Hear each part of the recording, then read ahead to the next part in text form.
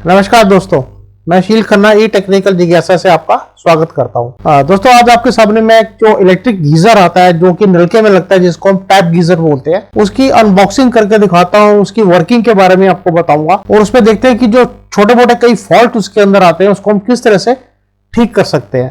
तो दोस्तों, चलिए इस वीडियो को हम स्टार्ट करते हैं।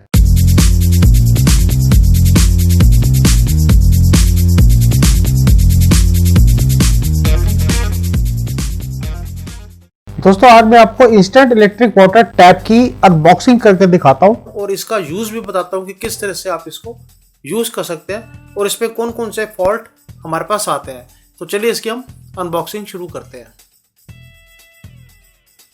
ये देखिए, ये हमारे पास जो टैप है ये आया है, इस तरह से पैकिंग है इसकी। इसको हम खोल लेते हैं।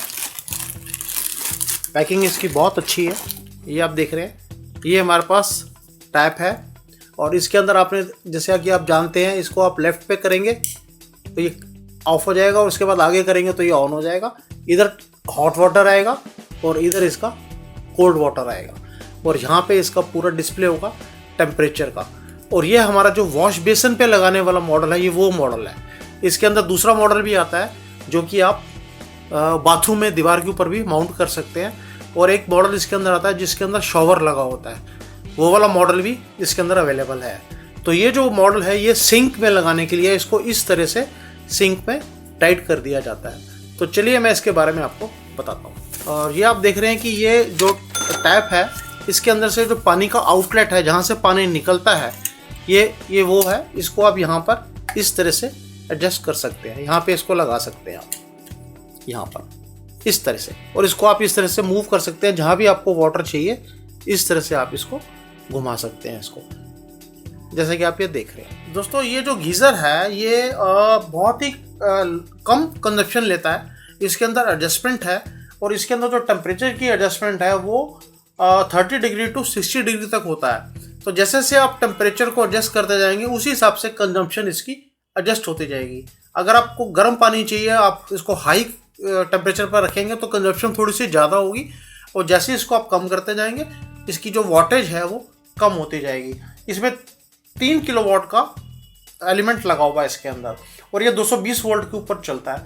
और दोस्तों, इसको इंस्टॉल करना बहुत ही इजी है, सिंपल है, बहुत बड़े आराम से आप इसको इंस्टॉल कर सकते हैं।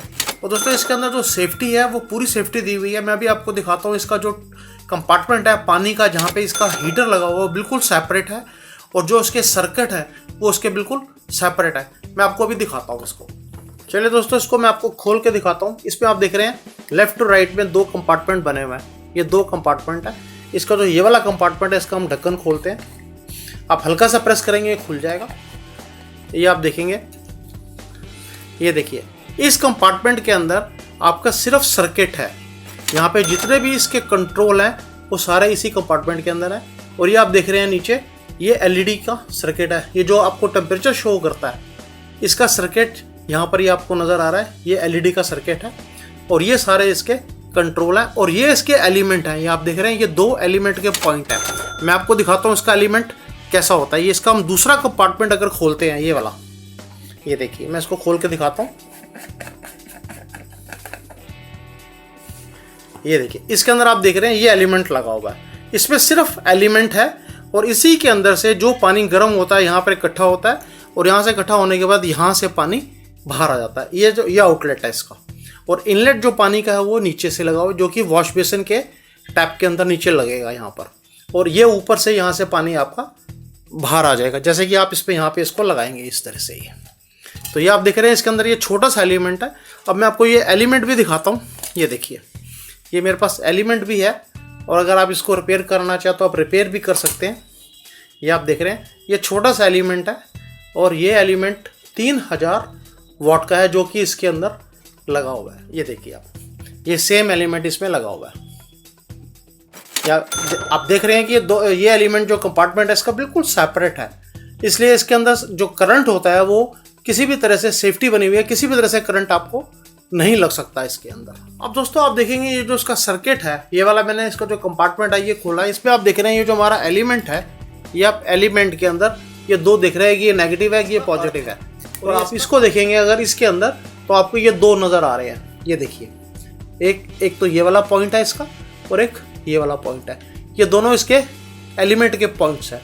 और इसी के नीचे यहाँ थर्मोस्टेट लगी हुई है और थर्मोस्टेट से ये कनेक्शन यहाँ पर इसके आ रहे हैं और ये कनेक्शन इसके एलईडी जहाँ पे आपको टेम्परेचर शो करता है इसके अंदर, यहाँ एलईडी के अंदर जा रहे हैं। अच्छा दोस्तों, अब आप ये देखेंगे, ये आपको दो नज़र आ रहे हैं, ये इसका प्रेशर स्विच है, ये जो आप देख रहे हैं ना, ये प्रेशर स्विच है।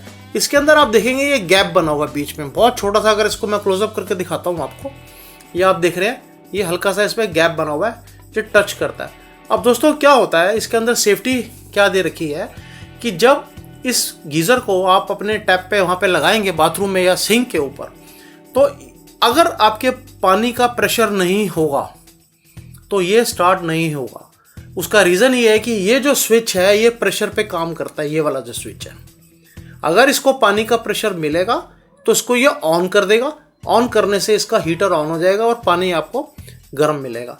किसी कारण से ऊपर टंकी में प्रेशर नहीं है या पानी ख़त्म हो गया है और अगर ये स्विच नहीं होगा इसके अंदर, तो क्या होगा, जैसे ही आपका गीज़र ऑन होगा आपका एलिमेंट इस पे सड़ जाएगा। उसको बचाने के लिए ये स्विच दिया हुआ है जो कि प्रेशर से काम करता है। तो इसलिए जब भी कभी आप इसको लगाते हैं और अगर आपका हीटर ऑन नहीं हो रहा, तो इसका मतलब ये नहीं है कि आपका हीटर ये जो खराब हो गया। इसका मतलब ये भी हो सकता है कि आपके ऊपर टंकी में प्रेशर नहीं है, और अगर प्रेशर नहीं है तो आपको सबसे पहले टंकी का प्रेशर चेक करना पड़ेगा कि टंकी में प्रेशर नहीं है या पानी खत्म हो चुका है। और अगर टंकी में प्रेशर है तो उसके बाद आपको ये स्विच देखना पड़ेगा कि ये स्विच काम कर रहा है या नहीं कर रहा।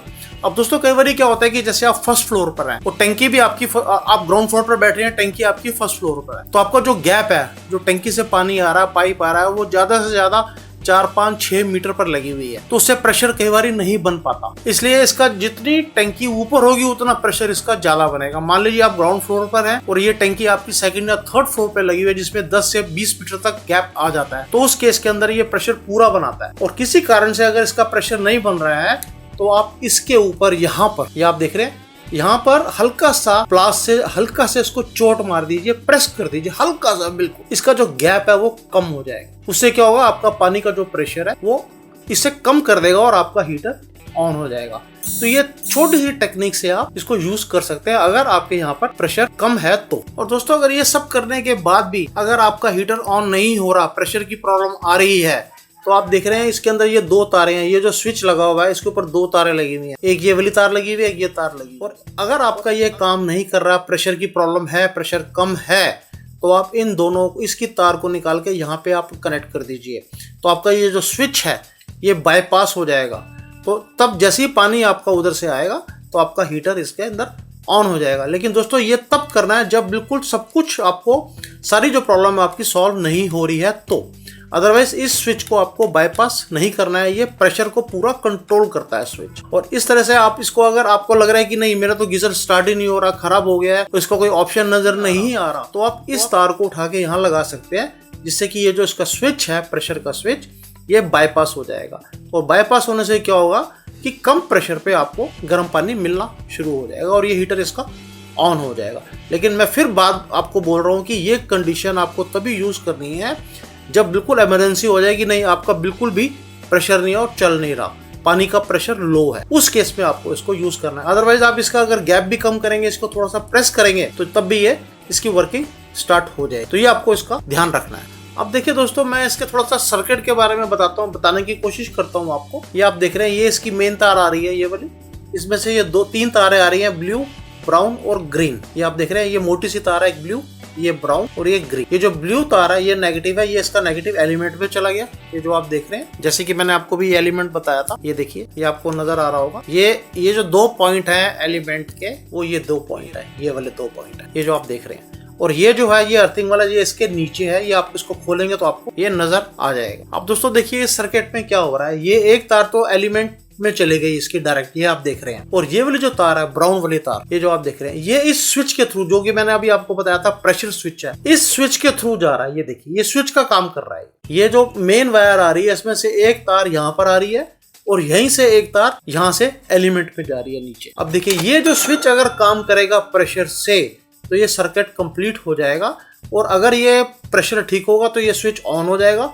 ऑन होने के बाद ये इस एलिमेंट को ऑन कर देगा। ये आप देख रहे हैं कितना सिंपल सर्किट है इसका। यहाँ से वायर स्विच में गया, स्विच प्रेशर से काम करेगा, प्रेशर से ऑन कर दिया स्विच ने, ऑन करने के बाद ये एलिमेंट में वायर जा रही है और ये एलिमेंट की जो वायर है ये इसको ऑन कर देगा। तो इस तरह से ये इसकी वर्किंग है। दोस्तों हमने ये अपना गीजर फिट कर लिया है, तो मैं आपको उसको एक बार चला के दिखाता हूँ। सबसे पहले आपको इस पे क्या ध्यान रखना है, इसकी दो साइड है, एक ये लेफ्ट साइड है, एक राइट साइड है। इसको एक बार आप लेफ्ट साइड से ऑन कर लीजिए। ये देखिए जैसे आप ऑन करेंगे पानी निकलना शुरू हो जाएगा इस तरह से, ये देखिए, ताकि इसके अंदर गीजर में पानी भर जाए। अगर इसको आप खाली चलाएंगे तो उसका एलिमेंट सड़ने के चांसेस हो जाते हैं। दोनों तरफ से, ये ठंडे में भी और गर्म के अंदर भी इसको ऑन कर लीजिए, बीच में ये ऑफ हो जाएगा। इस तरह से आप इसको सेट कर लीजिए। अब दोस्तों इसको पीछे से ऑन करते हैं। ऑन करने के बाद अब देखिए इसके अंदर ये अभी हमारा ठंडा में चल रहा है, ये देखिए पानी आ रहा है। अब इसको हम धीरे धीरे गर्म की तरफ लेके जाते हैं, ये सेंटर में ऑफ हो जाएगा और ये अब गर्म में आएगा। ये देखिए जैसे ये गर्म में आ रहा है इसका टेम्परेचर बढ़ना शुरू हो जाएगा। ये देखिए, ये आपको नजर आ रहा होगा, ये आप देख रहे हैं इसका टेम्परेचर बढ़ रहा है। ये देखिए, तो जितना इतना इसको आप ले जाएंगे आगे बढ़ना कम होना शुरू हो जाएगा। ये अब इसमें से गर्म पानी निकलना शुरू हो गया, जैसा कि आपको नजर आ रहा है। तो धुआं भी देख रहे हैं, आपको नजर आ रहा होगा धुआं निकल रहा है इसमें से। तो देखिए अब टेम्परेचर इसका 43 डिग्री हो गया। ये धुआं भी नजर आ रहा होगा आपको, ये 45 हो गया। टेम्परेचर बढ़ रहा है इसका, 48 हो गया। और ये इंस्टेंट गर्म पानी देगा आपको, ये 50 तक आ गया। और इसमें पानी, तो अगर आपको इसको वापस करना है तो आप ये देखिए 53 डिग्री पे आ गया, 54 हो गया। और जितना टेम्परेचर इसको चाहिए आप इसको यूज करके इसी नॉब से आप इसको, ये देखिए अब इसको मैं धीरे धीरे कम कर देता हूँ, ये बंद हो गया और अब इसमें ये ठंडा पानी आना शुरू हो गया। आपको एक क्लिक की आवाज़ सुनाई देगी, ये देखिए क्लिक की आवाज़ आई। इसके बाद आगे करेंगे तो ये गर्म हो जाएगा। ये देखिए ये अब गर्म पानी शुरू हो गया। तो ये सिस्टम है इसका। अब इसमें 50 तक आ गया है इसका। तो दोस्तों आपने देखा कि किस तरह से बहुत आसानी से इसके अंदर पानी ले सकते हैं, गर्म भी और ठंडा भी। और इसकी जो यूटिलिटी है आप वॉश बेसिन पे भी लगा सकते हैं और इसको बाथरूम में भी फिट कर सकते हैं, दोनों ऑप्शन आती हैं इसके अंदर। दोस्तों उम्मीद है मुझे आपको ये मेरा वीडियो अच्छा लगा होगा, और अगर आपको कोई भी क्वेश्चन है आप डिस्क्रिप्शन में मुझे लिंक पे भेजिए, मैं आपको उसका आंसर दूंगा। और अगर मेरा वीडियो आपको अच्छा लगा हो इसको शेयर, लाइक और सब्सक्राइब करिएगा। थैंक यू दोस्तों, थैंक यू फॉर वॉचिंग।